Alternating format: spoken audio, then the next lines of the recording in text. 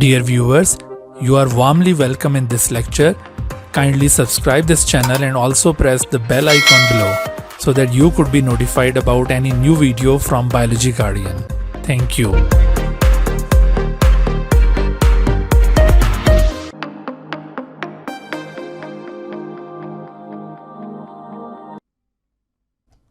बिस्मिल्लाहिर्रहमानिर्रहीम। रब्बिश्रह ली सदरी व यस्सिर ली अमरी वहलुल उक़दतम मिन लिसानी यफ़क़हू क़ौली। Assalamu alaikum dear students, welcome in lecture number 7 of chapter 7 of NBF Biology 11.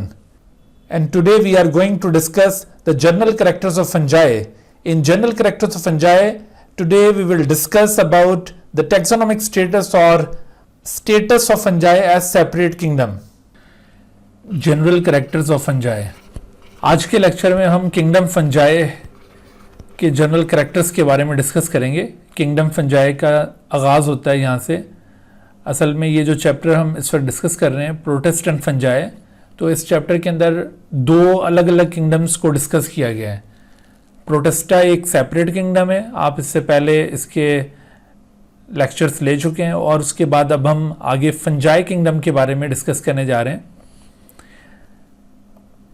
तो इस लेक्चर के अंदर हम जनरल कैरेक्टर्स में से चंद एक कैरेक्टर्स को यहाँ पे पॉइंट आउट करेंगे, लेकिन as far as mode of nutrition and reproduction in fungi are concern, ये दो कैरेक्टर्स हम आगे चलकर अगले लेक्चर्स के अंदर कवर करेंगे। लेकिन मोड ऑफ न्यूट्रिशन और रिप्रोडक्शन से पहले की जितनी भी कैरेक्टरिस्टिक्स बुक के अंदर दी हुई हैं फंजाई से मुतालिक, उनको हम आज के लेक्चर में अभी कवर करते हैं। फंजाई, इनको एक सेपरेट किंगडम के तौर पर कंसिडर किया जाता है।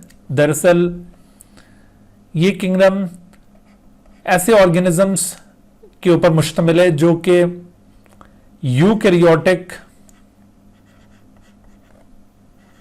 मल्टी सेलुलर ऑर्गेनिजम्स पर मुश्तमिल है, सिवाय एक एक्सेप्शन के जो कि यीस्ट है, जो कि एक यूनिसेलुलर फंगस है। उसके अलावा बाकी सभी ये मल्टी सेलुलर होते हैं। तो kingdom fungi consist of eukaryotic, in general आप इनको मल्टी सेलुलर ही कंसिडर करेंगे, eukaryotic multi cellular absorptive heterotrophs, यानी ये ऐसे हेटरोट्रॉफ्स हैं जो एंजाइम सिक्रीट करते हैं और outside the body dead organic matter को डाइजेस्ट करते हैं और फिर उनकी डाइजेस्टेड प्रोडक्ट्स को एब्जॉर्ब कर लेते हैं। तो इस वजह से इनको एब्जॉर्प्टिव हेटरोट्रॉफ्स कहा जाता है। So this kingdom consist of eukaryotic multicellular absorptive heterotrophs. Absorptive heterotrophs पर यह मुश्तमिल है। और ये एब्जॉर्प्टिव हेटरोट्रॉफ्स इस तरह के एब्जॉर्प्टिव हेटरोट्रॉफ्स होते हैं that have cell wall made up of chitin, have cell wall made up of chitin। इनके पास सेल वॉल मौजूद होगी, लेकिन वो किस चीज की बनी होगी? Made up of chitin. Chitin की बनी हुई सेल वॉल रखते हैं, और इनके पास सेंट्रियोल्स मौजूद नहीं होते। ठीक है, दे लैक सेंट्रियोल्स, ना ही सेंट्रियोल्स इनके पास मौजूद हैं और ना ही प्लास्टिड्स मौजूद है इनके पास, यानी प्लांट्स में पाए जाने वाले प्लास्टिड्स वो इनमें मौजूद नहीं होंगे। Unlike plants, they do not have plastids, यानी क्लोरोप्लास्ट नहीं है, ये नॉन क्लोरोफिलस या नॉन फोटोसिंथेटिक ऑर्गेनिजम्स हैं। तो इस तरह के फीचर्स रखने वाले ऑर्गेनिजम्स को कलेक्टिवली फंजाई कंसिडर किया जाता है। अगर आपसे पूछा जाए कि फंजाई में कौन से ऑर्गेनिजम्स को प्लेस किया जाता है, what type of organisms are placed in kingdom fungi, अगर ये शॉर्ट क्वेश्चन में आपसे पूछा जाए तो आपने इसके रिस्पॉन्स में क्या आंसर देना है कि kingdom fungi consist of eukaryotic multicellular absorptive heterotrophs which have cell wall made up of chitin and lack centrioles and plastids. तो ये आपने चंद एक बुनियादी फीचर्स देखे हैं जिनकी बुनियाद पर किंगडम फंजाई के मेंबर्स को कैरेक्टराइज किया जा सकता है। लेकिन जनरल कैरेक्टर्स ऑफ फंजाई में सिर्फ ये हम इतनी ही बात नहीं करेंगे, अभी हम इनको और ज़्यादा एक्सपैंड करेंगे। ये तो आपको अभी मैंने कुछ स्पेसिफिक फीचर्स इसके बताएं जिनकी बुनियाद पर हम फंजाई को कैरेक्टराइज कर सकते हैं। अगर किंगडम फंजाई के मेंबर्स को डिफाइन करना हो या किंगडम फंजाई को इवन डिफाइन करना हो, तो a kingdom which consist of eukaryotic multicellular absorptive heterotrophs and which have cell wall made up of chitin and they lack centrioles and plastid. So इस किस्म के ऑर्गेनिजम्स को फंजाई कहा जाता है। यहाँ पर बच्चों आपको याद रखना है कि ये जो वर्ड फंजाई है ये दरअसल प्लूरल वर्ड है और इसका सिंगुलर होता है फंगस। फंगस, बाज लोग इसे फंगाई भी पढ़ते हैं, तो इट डजेंट मैटर, आप इसको फंगाई पढ़ें या फंजाई पढ़ें, कोई प्रॉब्लम नहीं है। सिंगुलर अलबत्ता ये यूनिफॉर्मली फंगस ही पढ़ा जाता है, लेकिन प्लूरल वर्ड में दोनों प्रोनाउंसिएशंस राइज हैं। कुछ लोग इसे फंगाई और कुछ इसे फंजाई पढ़ते हैं, तो हमारे उस्तादों ने चूंकि इसे फंजाई के तौर पर ही बताया हुआ है तो हम उसी को फॉलो करते हुए अच्छे शागिर्द होने का सबूत दे रहे हैं। फंजाई बायोलॉजी की एक स्पेसिफिक ब्रांच के अंदर स्टडी किए जाते हैं। The branch of biology that deals with fungi is called mycology. Mycology ये बड़ा अहम सब्जेक्ट होता है। माइकोलॉजी ना सिर्फ ये प्लांट साइंसेस का एक पार्ट है, प्लांट साइंसेस में इसको एक सब्जेक्ट के तौर पर पढ़ाया जाता है, बल्कि मेडिकल साइंसेस में भी मेडिकल माइकोलॉजी का एक सब्जेक्ट पढ़ाया जाता है पैथोलॉजी के कोर्स के अंदर। तो इस तरह से माइकोलॉजी एक बड़ा अहम सब्जेक्ट बन जाता है, क्योंकि फंजाई हमारी लाइफ में बड़ा इंपॉर्टेंट रोल प्ले करते हैं। अभी आप आगे चलकर देखिएगा कि फंजाई ना सिर्फ हमारे लिए फूड का सोर्स हैं, बल्कि इनकी वजह से बहुत सारी डिजीजेस भी कॉज होती हैं और इसके अलावा बहुत सारे इकोनॉमिक बेनिफिट्स भी फंजाई से ऑब्टेन किए जाते हैं। तो इनके कुछ यूजफुल एस्पेक्ट्स हैं और कुछ हार्मफुल एस्पेक्ट्स हैं, दोनों के पॉइंट ऑफ व्यू से फंजाई हमारे लिए बड़े इंपॉर्टेंट है। तो इस वजह से माइकोलॉजी को एक बड़ी अहम हैसियत हासिल है बायोलॉजिकल साइंसेस के अंदर। जहां तक फंजाई की एवोल्यूशन का ताल्लुक है कि फंजाई कब इवॉल्व हुए, तो फॉसिल रिकॉर्ड से हमें यह पता चलता है कि फंजाई के एवोल्यूशनरी ट्रेसेस हमें मिलते हैं कोई 570 मिलियन ईयर्स अगो। क्योंकि अब तक दरियाफ्त होने वाले फंगल फॉसिल्स में जो ओल्डेस्ट फॉसिल हमें मिला है वो फॉसिल तकरीबन कोई 570 मिलियन ईयर्स पहले का फॉसिल है।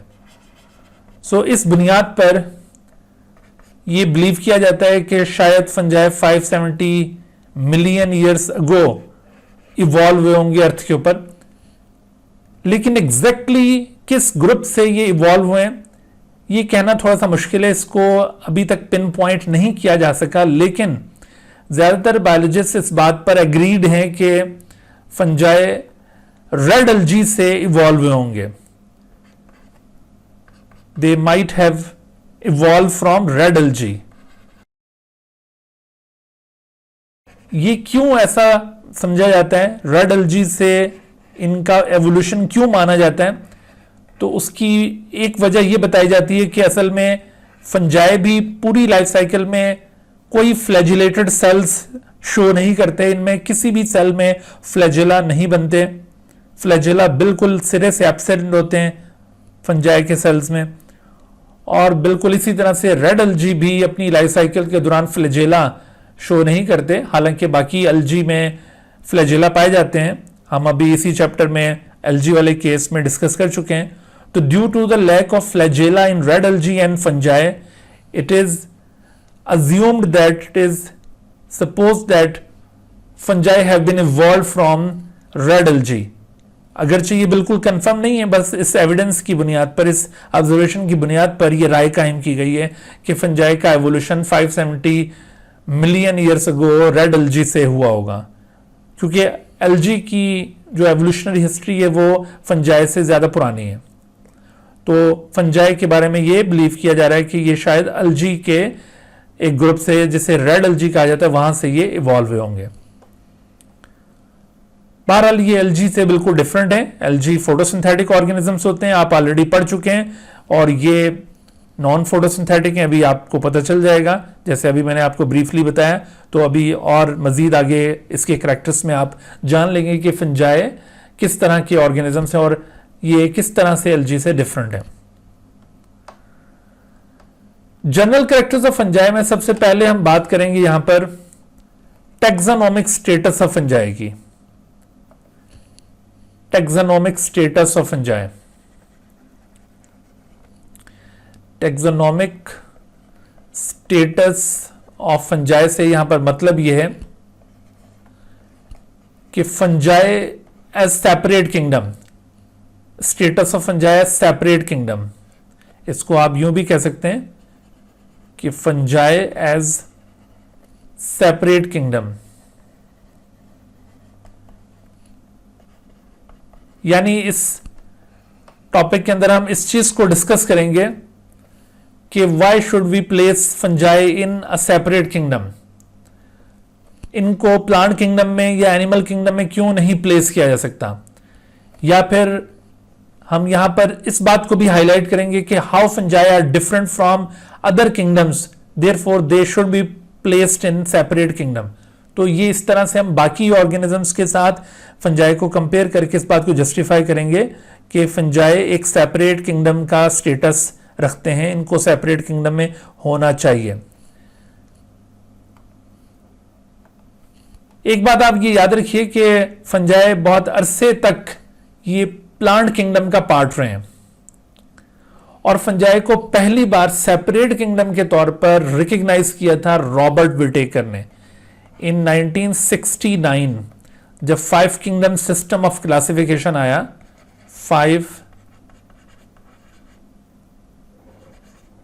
किंगडम सिस्टम ऑफ क्लासिफिकेशन, तो ये जो 5 किंगडम सिस्टम ऑफ क्लासिफिकेशन है, ऑर्गेनिजम्स को इस सिस्टम के मुताबिक 5 किंगडम्स में क्लासिफाई किया गया था। So in this 5 kingdom system of classification which was proposed by Robert Whittaker, तो ये जो रॉबर्ट विटेकर का 5 किंगडम सिस्टम ऑफ क्लासिफिकेशन था, first time in this system of classification fungi was recognise as separate kingdom. Before 1969 जितने भी classification systems मुतारिफ होते रहे, तो फंजाई को प्लांट किंगडम में ही शुमार किया जाता था, लेकिन पहली बार फंजाई को प्लांट से जुदाई बर्दाश्त करनी पड़ी जब ये रॉबर्ट विटेकर ने 1969 में 5 किंगडम सिस्टम ऑफ क्लासिफिकेशन दिया। तो फंजाई को सेपरेट किंगडम में क्यों रखा गया उस वक्त? फंजाई को सेपरेट किंगडम में रखने की वजह दरअसल ये थी कि फंजाई दरअसल प्लांट्स और एनिमल्स और प्रोटिस्ट और फिर दूसरी तरफ प्रोकैरियोट्स, इन सब से मुख्तलिफ थे। किस तरह से मुख्तलिफ थे? इसको अगर हम कंपेयर करें, कंपैरिजन अगर हम करते हैं यहां पर, comparison of fungi with plants, ठीक है भाई, प्लांट्स के साथ अगर हम इसको कंपेयर करते हैं तो आप देखेंगे कि प्लांट्स के साथ अगर ये कुछ हद तक सिमिलैरिटीज शो करते हैं तो दूसरी तरफ ये डिफरेंट भी हैं। फंजाई प्लांट्स के साथ सिमिलैरिटीज किस तरह से शो करते हैं, पहले थोड़ी सी हम ये सिमिलैरिटीज को यहां पर हाईलाइट कर लेते हैं और उसके बाद फिर डिफरेंसेस को यहां पे पॉइंट आउट करेंगे। तो सबसे पहली जो सिमिलैरिटी आपको नजर आएगी दोनों में, वो ये है कि बोथ हैव सेल वॉल, दोनों के पास सेल वॉल का मौजूद होना, बोथ हैव सेल वॉल। अगरचे सेल वॉल की कंपोजिशन डिफर करती है, लेकिन सेल वॉल का मौजूद होना ये एक सिमिलैरिटी होगी। बोथ लैक सेंट्रियोल्स, ना तो सेंट्रियोल्स फंजाई के पास मौजूद हैं और ना ही प्लांट सेल्स के पास सेंट्रियोल्स मौजूद होते हैं। फिर इसी तरह से आप देखिए कि दोनों नॉन मोटाइल ग्रुप्स हैं, ना तो फंजाई लोकोमोटरी मूवमेंट शो करते हैं, नॉन मोटाइल हैं, ये एक जगह पर फिक्स रहते हैं, एक जगह पर रहेंगे ये, और बिल्कुल इसी तरह से प्लांट्स भी नॉन मोटाइल लाइफ गुजारते हैं नॉर्मली, ठीक है। अगरचे प्लांट्स के गैमीट्स के अंदर मूवमेंट पाई जाती है, लेकिन फंजाई के गैमीट्स भी नॉन मोटाइल होंगे, तो दोनों के अंदर नॉन मोटाइल लाइफ पाए जाना ये एक और सिमिलैरिटी होगी। लेकिन दूसरी तरफ फंजाई डिफरेंट भी हैं प्लांट से। प्लांट्स के साथ इनके डिफरेंसेस किस तरह से हैं, तो अगर हम ये डिफरेंसेस को यहां पर पॉइंट आउट करें कि how they are different from plants, तो सबसे पहली बात ये कि जैसे इनकी सेल वॉल काइटिन की बनी होती है और प्लांट्स की सेलुलोज की बनी होती है। Cell wall is made up of chitin, made up of chitin. तो काइटिन की सेल वॉल का मौजूद होना या काइटिन का सेल वॉल में प्रेजेंट होना ये एक डिफरेंशिएटिंग पॉइंट होगा, जबकि प्लांट सेल वॉल आप जानते हैं कि ये सेलुलोज की बनी होती है। और फिर इसी तरह से आप देखिए कि इनका मोड ऑफ न्यूट्रिशन बिल्कुल डिफरेंट है। ये एब्जॉर्प्टिव हेटरोट्रॉफ्स हैं, ये हेटरोट्रॉफिक लाइफ गुजारते हैं, और जबकि प्लांट्स आर ऑटोट्रॉफ्स। तो हेटरोट्रॉफ्स होना, हेटरोट्रॉफिक मोड ऑफ लाइफ, ये अगेन एक डिफरेंशिएटिंग कैरेक्टर है, हेटरोट्रॉफिक मोड ऑफ न्यूट्रिशन। सो ये अगेन एक डिफरेंशिएटिंग फीचर कंसिडर किया जाएगा। फंजाई प्लांट से एक और लिहाज से डिफरेंट है कि इनके पास प्लास्टिड्स भी मौजूद नहीं होते, यानी क्लोरोप्लास्ट नहीं है। They do not have chloroplast. Chloroplast नहीं है, जिस तरह से प्लांट सेल के पास क्लोरोप्लास्ट मौजूद होते हैं, तो they do not have chloroplast. तो ये आपने डिफरेंशिएटिंग फीचर्स देखे। अब इन डिफरेंसेस की वजह से आप फंजाई को प्लांट्स में शुमार नहीं कर सकते। फिर देखो, जैसे यहां पर आप एक और डिफरेंस ये भी पॉइंट आउट कर सकते हो कि फंजाई में फ्लैजेला टोटली एब्सेंट है, लेकिन प्लांट्स में जैसे फ्लैजिलेटेड गैमीट्स प्रेजेंट होते हैं, male gametes are flagellated. So fungi के अंदर फ्लैजेला आर टोटली एब्सेंट,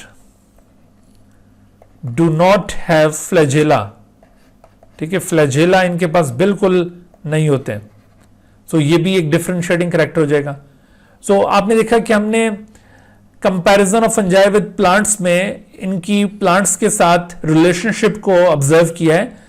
आप प्लांट्स के साथ इनको कंपेयर करते हुए इनके और प्लांट्स के दरमियान सिमिलैरिटीज को भी पॉइंट आउट कर सकते हैं, और इसके साथ साथ आप डिफरेंसेस को भी पॉइंट आउट कर सकते हैं। तो यहां से देखो, शॉर्ट क्वेश्चन में ये चीजें पूछी जा सकती हैं कि right any 3 similarities between fungi and plants, तो आप ये सिमिलैरिटीज बता सकते हैं। Write down any 3 differences between fungi and plants, तो आप ये डिफरेंसेस बता सकते हैं। बहरहाल हम comparison of fungi with plants में फाइनली ये कंक्लूड करेंगे कि fungi can not be placed in kingdom Plantae. Plants plant kingdom में पाए जाते हैं ना, किंगडम प्लांटी कहलाती है इनकी किंगडम। तो फंजाई को आप किंगडम प्लांटी में प्लेस नहीं कर सकते। अगर आपसे ये सवाल पूछा जाए कि why fungi can not be placed in kingdom Plantae, तो आपने ये डिफरेंसेस को यहां पे पॉइंट आउट करना है। इसको बेस बनाकर आपने इस बात को जस्टिफाई करना है कि fungi can not be placed in kingdom Plantae. ठीक होगी बात। तो उसके बाद हम आगे बढ़ते हैं। टैक्सोनॉमिक स्टेटस ऑफ फंजाई को क्लियर करते हुए अब हम फंजाई को कंपेयर करेंगे with animals. Comparison of fungi with animals, comparison of fungi with animals, यानी एनिमल किंगडम में या किंगडम एनिमेलिया में इनको क्यों प्लेस नहीं किया जाता। तो एनिमल्स के साथ ये किस तरह से रिलेट करते हैं, यानी कहां पर ये एनिमल्स से सिमिलर हैं, कौन कौन से फीचर्स हैं जो इनको रिलेट कर रहे हैं, रिजेंबल करवा रहे हैं, और कौन से फीचर्स हैं जिनकी बुनियाद पर आप इनको डिफरेंशिएट कर सकते हैं एनिमल से। तो पहले हम यहां पर इस कंपैरिजन में सिमिलैरिटीज को नोट डाउन कर लेते हैं। सिमिलैरिटीज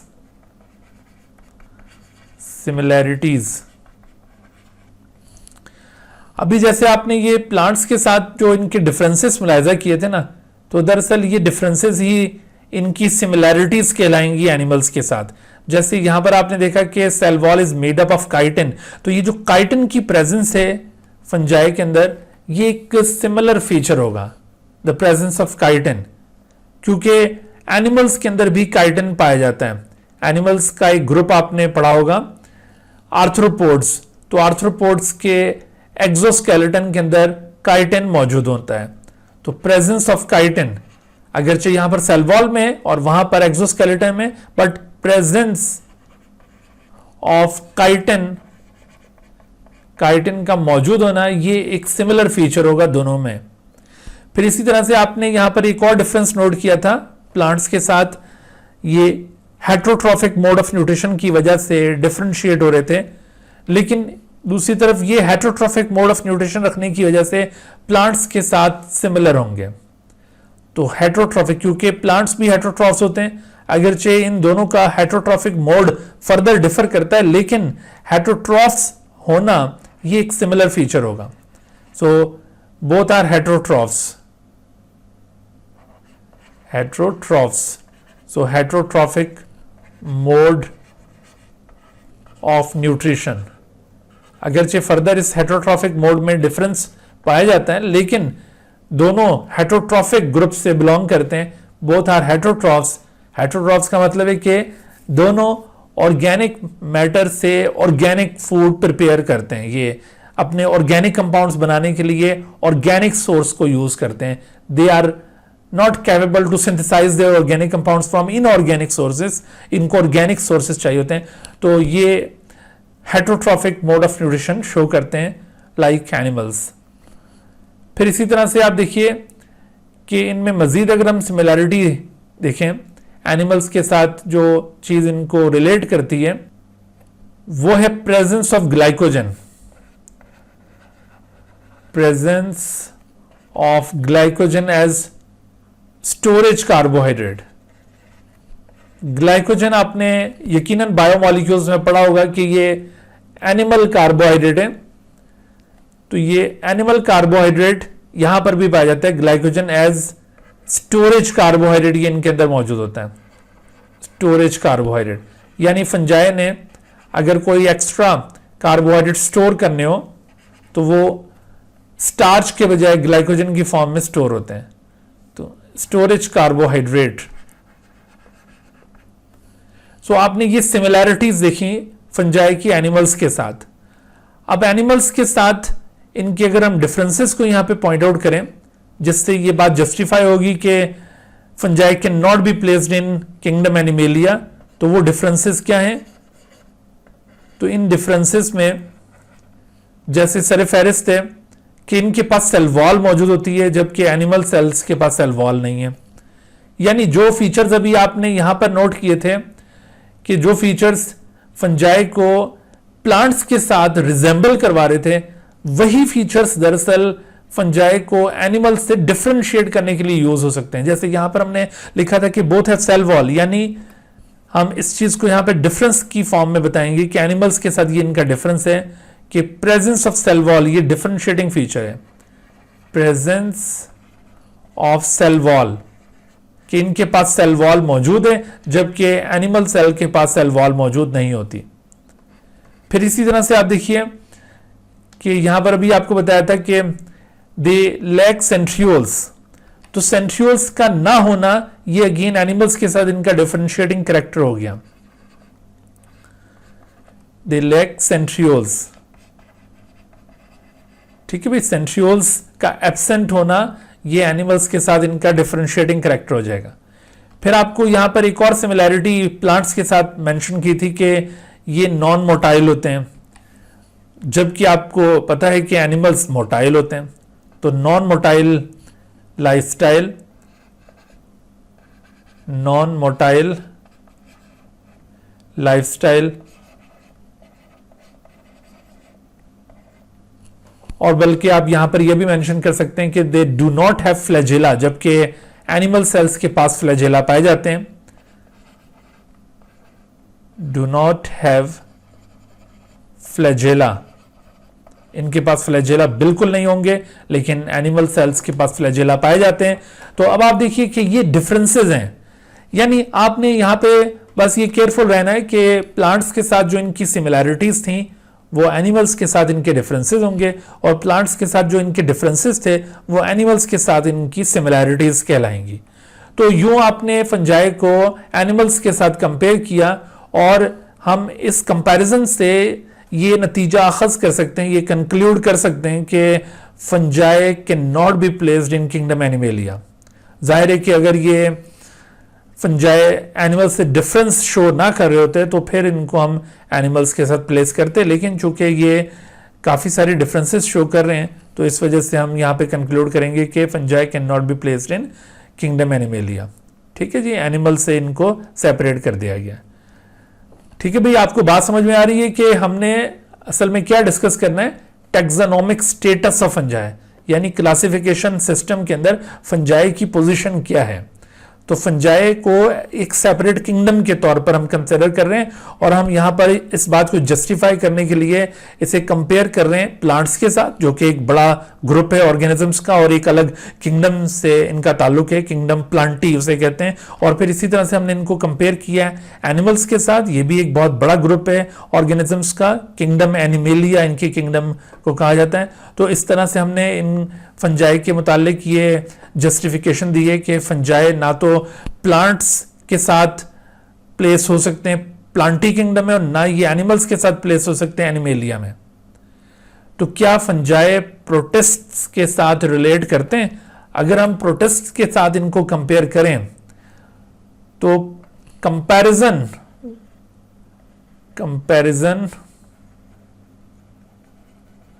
विद प्रोटिस्टा, अगर आप इनको प्रोटिस्टा के साथ कंपेयर करें तो एक फीचर जिसकी बुनियाद पर इनको प्रोटिस्टा से सेपरेट किया जा सकता है ना, अदरवाइज आपको याद होगा कि जो किंगडम प्रोटिस्टा है वो तो वैसे ही किंगडम ऑफ एक्सक्लूजन्स कहलाती है ना, यानी बाकी यूकैरियोटिक किंगडम्स में जो ऑर्गेनिज्म प्लेस नहीं होते उनको उठाकर हम प्रोटिस्टा में शामिल कर देते हैं। लेकिन एक बात का जरूर ख्याल रखा जाता है कि वो ऑर्गेनिज्म जो दूसरी यूकैरियोटिक किंगडम से निकाले जाते हैं they must be directly evolve from prokaryotes. तो यही वो फीचर है जिसकी बुनियाद पर ये प्रोटिस्ट से डिफरेंट हो जाएंगे।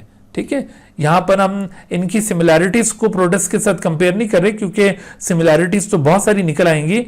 यहां पर सिर्फ हम डिफरेंस को हाईलाइट करेंगे। डिफरेंस क्या है? तो मेन डिफरेंस जिसकी बुनियाद पर आप इनको प्रोटिस्टा से जुदा कर सकते हैं फंजाई को, वो क्या है? वो ये कि unlike protist they have been evolve from eukaryotes. ठीक है, फंजाई के बारे में अभी आपको जैसे बताया कि ये रेड एल्गी से बिलीव किए जाते हैं कि ये इवॉल्व हैं, और रेड एल्गी जाहिर यूकैरियोट्स हैं। सो अनलाइक प्रोटिस्ट, क्योंकि प्रोटिस्ट जितने भी हैं वो सब प्रोकैरियोट्स से इवॉल्व हैं। Unlike प्रोटिस्ट्स they have been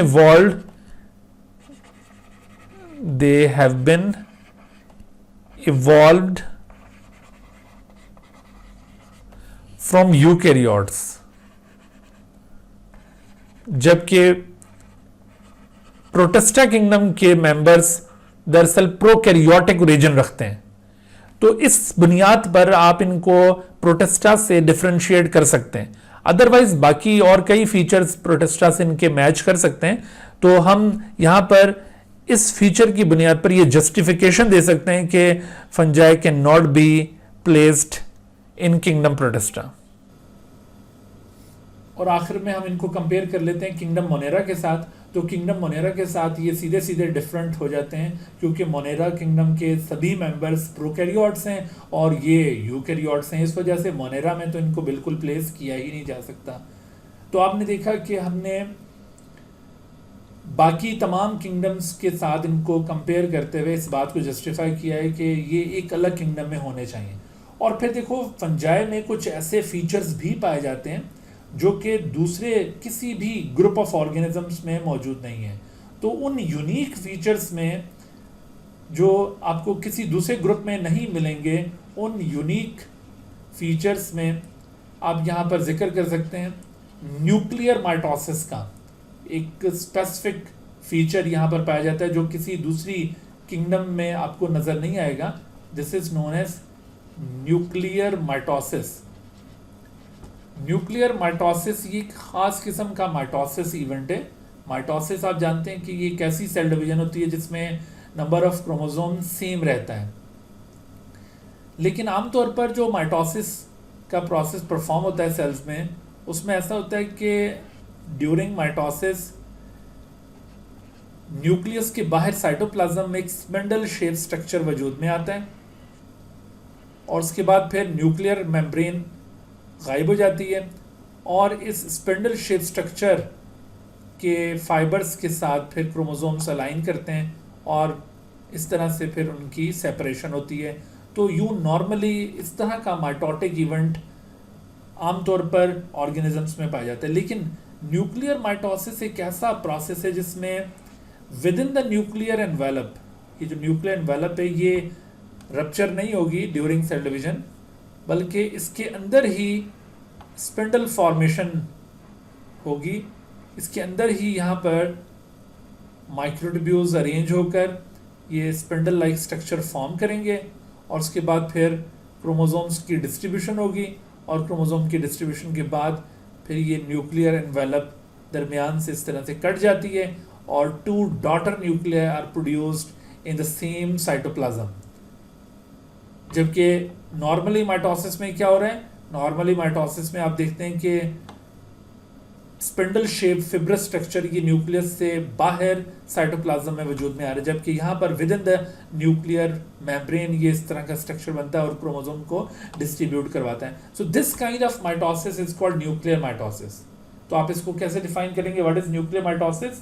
a special mitosis in which the spindle fibres are developed within the nuclear envelope. ठीक है, इसको कैसे डिफाइन किया जाएगा? A special mitotic process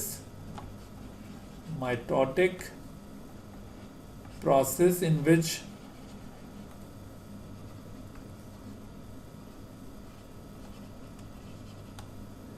the spindle fibers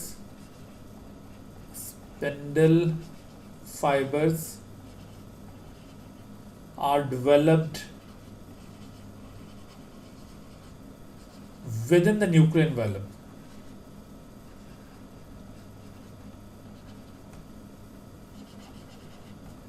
तो ये स्पेशल माइटोटिक इवेंट आपको सिवाय फंजाई के और कहीं पर भी नज़र नहीं आएगा. तो इस तरह का यूनिक फीचर का प्रेजेंट होना फंजाई के अंदर, ये इनको अगेन एक सेपरेट किंगडम के तौर पर कंसिडर करने के लिए एक सॉलिड एविडेंस कंसिडर किया जा सकता है. आप इस तरह के यूनिक फीचर की बुनियाद पर भी ये बात जस्टिफाई कर सकते हैं कि fungi should be placed in separate kingdom. ठीक है भाई, तो जब आपसे ये डिस्कस करने को कहा जाए कि describe the taxonomic status of fungi या describe the status of fungi as separate kingdom या why fungi should be classified into a separate kingdom, तो उसमें आपने इस तरह से in different group of organisms के साथ इनको कंपेयर करना है.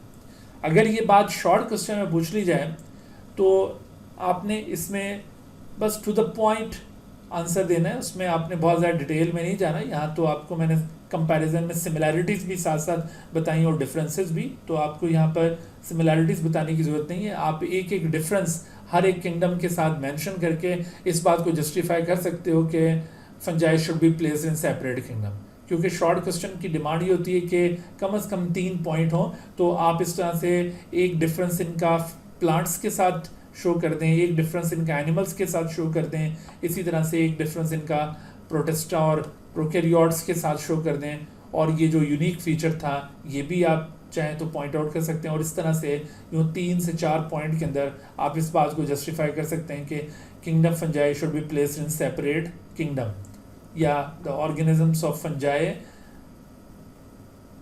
या the fungi organisms should be placed in separate kingdom. और अदरवाइज अगर ये लॉन्ग क्वेश्चन में आता है तो फिर आप ये डिटेल के अंदर इस तरह से आंसर दे सकते हो. यहाँ पर मज़ीद देखिए शॉर्ट क्वेश्चन जो बन सकते थे उनमें आपने वैसे तो इन डिफरेंसेस को पॉइंट आउट करना है, लेकिन डिफरेंसेस के साथ साथ आपको यहाँ पर सिमिलैरिटीज़ बताना भी आना चाहिए, क्योंकि आप इससे पहले एल्जी यानी प्रोटिस्ट पढ़ चुके हैं और अभी आगे चलकर प्लांट्स पढ़ेंगे और फिर एनिमल्स पढ़ेंगे। तो आपको एनिमल्स और प्लांट्स के साथ इनकी सिमिलैरिटीज़ का भी आइडिया होना चाहिए और इसके साथ साथ डिफरेंसेस का भी आइडिया होना चाहिए। तो ये था टैक्सोनोमिक स्टेटस ऑफ फंजाई। उसके बाद हम आगे बढ़ते हैं। Dear viewers, thank you for watching this video. If you have not subscribed this channel, kindly subscribe it and also press the bell icon below so that you could be notified about any new video lecture from Biology Guardian. And also do not hesitate to ask any question regarding this lecture. My contacts are shown on the screen. Thank you once again.